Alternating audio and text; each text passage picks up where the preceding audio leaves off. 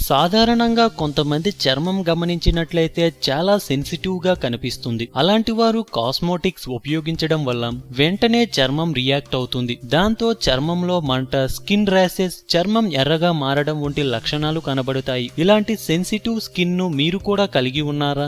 సమాధానం అవును అన్నట్లయితే తప్పనిసరిగా ఈ వీడియో మీకోసమే. చాలా మందిలో స్కిన్ కండిషన్స్ లో సెన్సిటివ్ స్కిన్ అత్యంత సాధారణమైనది. ఈ సమస్యతో చాలా మంది బాధపడుతుంటారు. అందుకోసమే వైద్యపరంగా ఎలాంటి మెడికేషన్స్ లేవు. ఇంకా కొంతమంది నిపుణులు కూడా ఈ విషయాన్ని అంగీకరించారు. సాధారణ చర్మం వారితో పోల్చితే సెన్సిటివ్ చర్మం ఉన్నవారు కొద్దిమందే అన్న విషయాన్ని కూడా గుర్తించారు. సెన్సిటివ్ స్కిన్ ఉన్నవారు స్కిన్ హెల్తీగా మెయింటైన్ చేయడం కష్టం. కొన్ని రకాల చర్మతత్వాలు, డెడ్ స్కిన్ సెల్స్ ఏర్పడటం, మొటిమల సమస్యలు చాలా సాధారణంగా ఉంటాయి. మరియు కొంతమందిలో చర్మం ఎర్రగా కందిపోవడం, దురద మరియు ఇతర చర్మ సమస్యలుంటాయి. ఇలాంటి లక్షణాలు ఉన్నవారు సెన్సిటివ్ స్కిన్ ను ఆరోగ్యంగా మరియు బ్యూటిఫుల్ గా మెయింటైన్ చేయడానికి కొన్ని సింపుల్ మార్గాలున్నాయి. అందుకు మీరు చేయాల్సిందల్లా చర్మానికి తగిన స్క్రబ్ తో డెడ్ స్కిన్ సెల్స్ ను తొలగించుకోవచ్చు మరియు అదే సమయంలో చర్మానికి తగిన మాయిశ్చరైజర్ ను అందివ్వచ్చు. వీటి వల్ల ఎలాంటి హాని ఉండదు. డెడ్ స్కిన్ తొలగించి చర్మానికి తగినంత తేమను అందించి చర్మం సమస్యలను మాయం చేసే అలాంటి స్క్రబ్బింగ్ హోమ్ రెమెడీని ఈ రోజు మీకోసం పరిచయం చేస్తున్నాం. ఫేస్ స్క్రబ్ కు కావలసిన పదార్థాలు ప్రధానంగా రెండు.